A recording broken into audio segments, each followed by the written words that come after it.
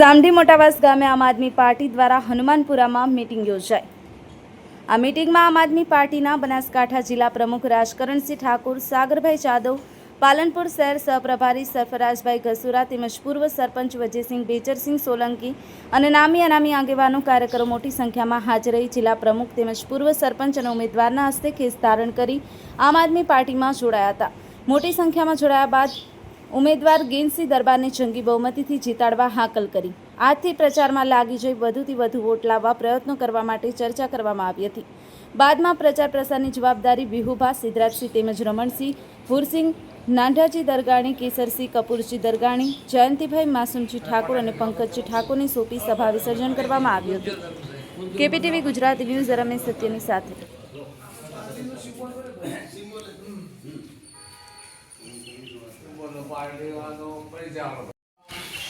જિલ્લા તાલુકાના આગેવાન ભાઈ, જિલ્લા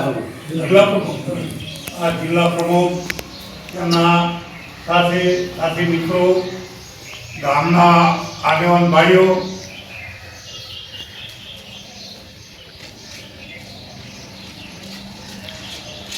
આ સર્વેને હું આવકારું છું। હું મારો પરિચય આપું। હું સામડી મોટાવાસ એટલે કે આ ગામનો 20 વર્ષ સરપંચ તરીકે ફરજ બજાવી। 1989માં બચોણી સાહેબ, કચડિયા સાહેબે મને ભારતીય જનતા પાર્ટીમાં જોડેલો ને આ દિવસ સુધી જે બન્યું એ પાર્ટીનું કામ કર્યું।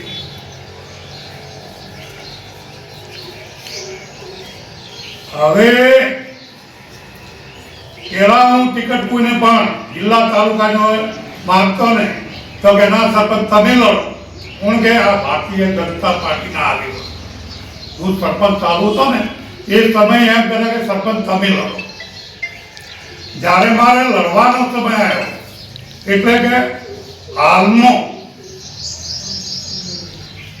એટલે હું મારા દીકરાના નામે ટિકિટ માંગી ભારતીય જનતા પાર્ટીમાં ટિકિટ માગી તો મને હાલના ચાલુ ધારાસભ્ય અનિકેતભાઈ સાહેબે મને ખૂબ મદદ કરી।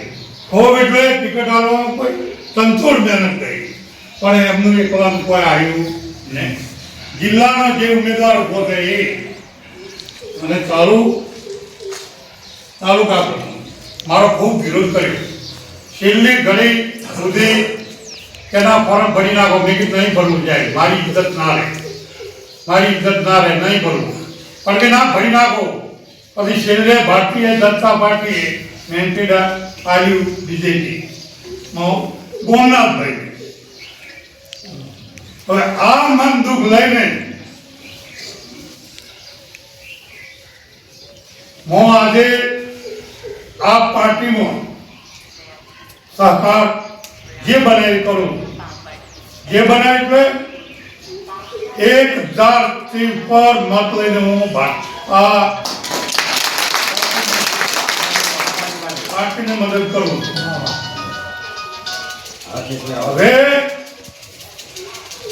આ પાર્ટી ભારતીય જનતા પાર્ટીએ જે રીતે અમને મનદુખ કર્યું છે એ રીતે આ પાર્ટી મનદુખ ના કરે એટલી હું આ પાર્ટીને વિનંતી કરું। બરોબર।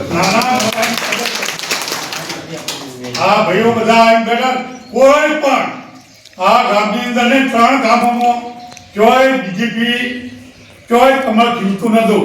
ગાજો ગાજી અમે દોત પણ આવ્યા। ગોમનાથ મળશે અમને ધક્કા મારેલા કહેતા કે આ વળી જીવતું નથી આવ્યો છે ભાઈ પંજો જ દેખાયા। આજે કમળ એટલું બધું ખીલ્યું ને એટલે ઉપરવાળા બસ અમારી અવગણના જ કરવા માંડ્યા। નવા હુશારી એ રહ્યા બધા ચાલે કારણ બીજી પાર્ટીમાં કામ કરતા હોય। આજ ભારતીય જનતા પાર્ટીમાં જોડાય એટલે ટિકિટ એને આપી દેવાય। આવી અવગણના તમે પણ જિલ્લા પ્રમુખ સાહેબ આપના હું તમને અરજ કરું છું કે તમે પણ આવું ભવિષ્યમાં ના ચાલતા અને નાના નાના માણસોને જ્યારે તમારા પાસે આવે તો તમે ફોન કરજો. આટલી હું તમને અને આ ગામના અંદરથી કમસે કમ 25,000 વોટ તમારે કમ્પ્લેટ આ ઉમેદવાર લઈને આવશે. એટલી હું તમને ખાતરી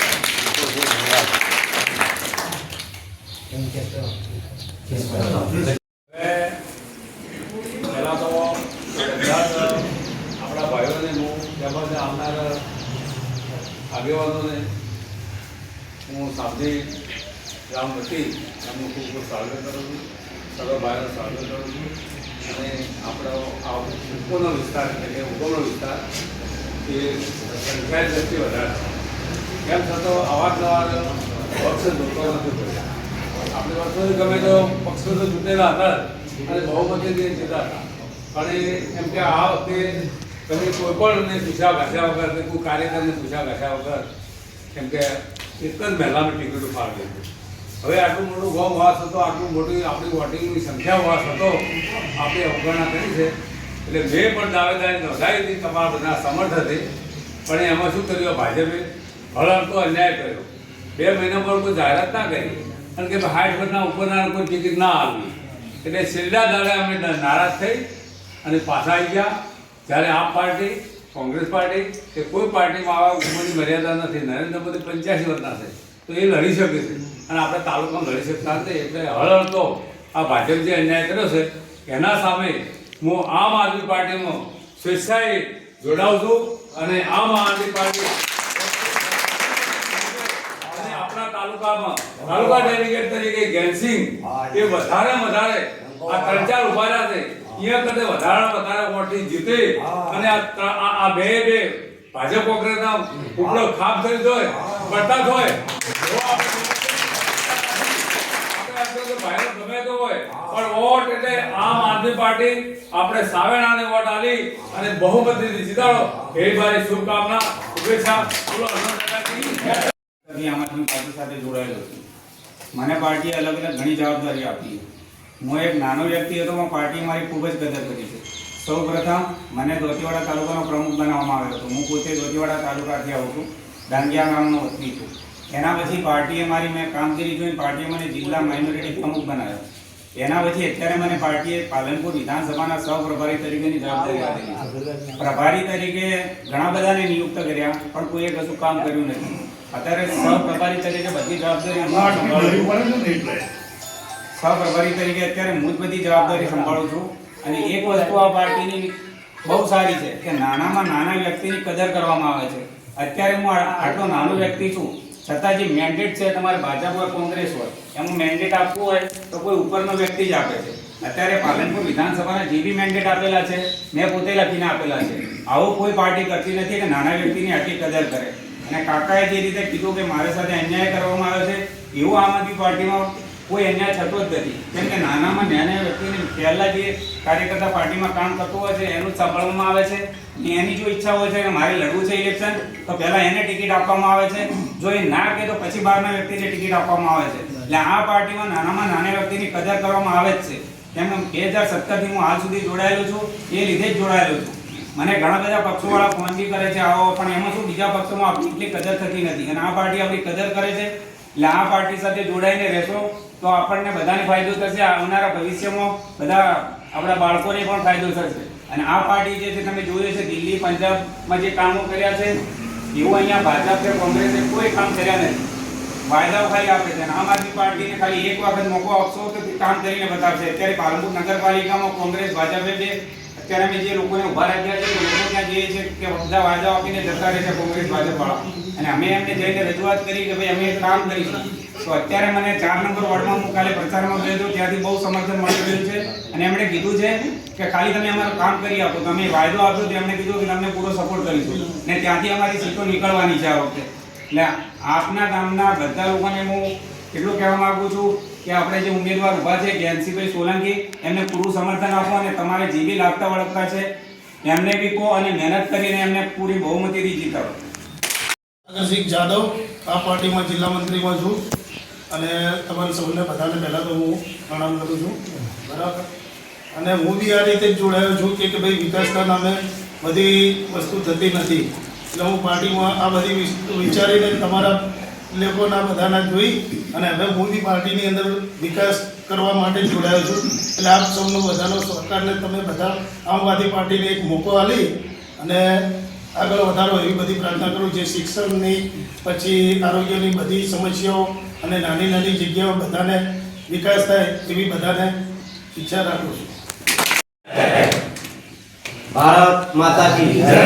વંદે માતરમ.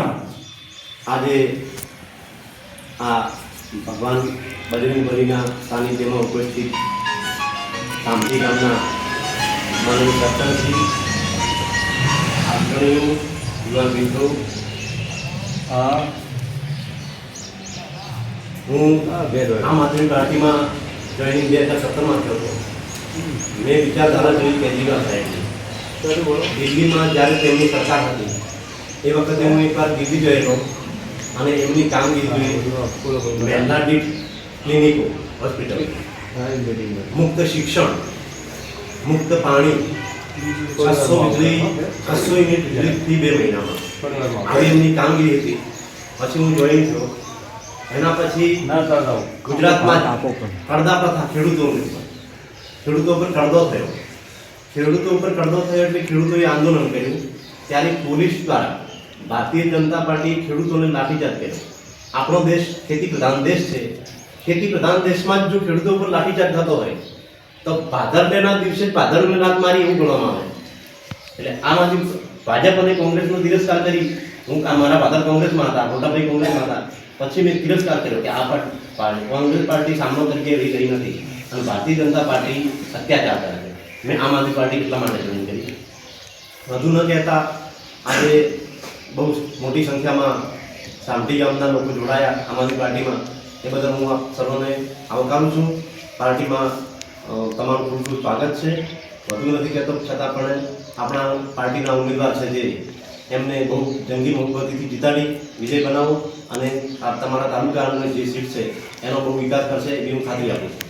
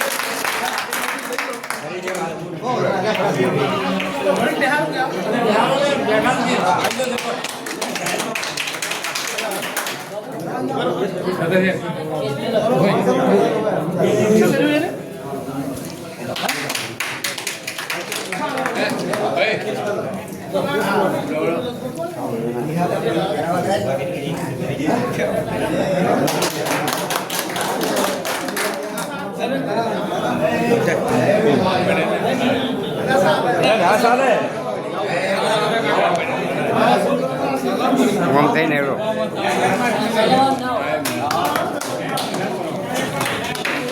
બોલો હનુમાન દાદાની જય.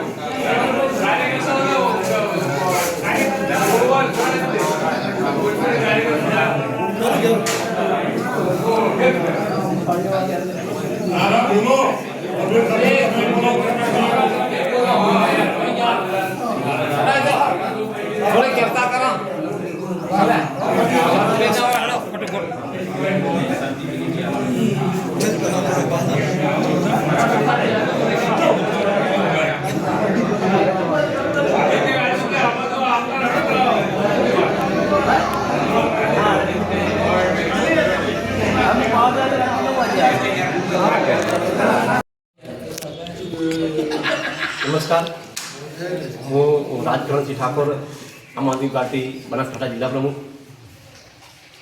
આજે સાંભળી ગામમાં મોટાવાસ સાંભળી અમારા ઉમેદવાર તાલુકા પંચાયતના એમને સર્વ ગ્રામજનો મળી મને સાંભળી ગામે બોલાવેલો અને ભાજપ અને કોંગ્રેસમાંથી નારાજ થયેલા લગભગ હજારોની સંખ્યામાં લોકો આમ આદમી પાર્ટીમાં જોડાયા અને અમારા આ તાલુકા પંચાયતના ઉમેદવારને જીતાડવાની ખાતરી આપી લોકોએ. મિત્રો, દિવસે ને દિવસે ગુજરાતમાં આમ આદમી પાર્ટીનો વ્યાપ વધતો જાય છે. જ્યાં જુઓ ત્યાં આમ આદમી પાર્ટીના લોકો જોડાતા રહે છે. ત્યારે અમારે પણ અમે દરેક જગ્યાએ ગુજરાતમાં લગભગ 6,000 કેન્ડિડેટો આમ આદમી પાર્ટીના નગરપાલિકા, તાલુકા પંચાયત અને જિલ્લા પંચાયતમાં ઊભા રાખેલા છે. એમાંથી વધુમાં વધુ લોકો જીતે, વધુમાં વધુ ઉમેદવારો અમારા જીતે એવો અમે પ્રયાસ કરી રહ્યા છીએ અને આશા છે કે લોકો મને જે રીતે પ્રતિસાદ આપી રહ્યા છે એ રીતે અમારા વધુમાં વધુ ઉમેદવારો જીતે એવી મને હું ખાતરી આપું છું.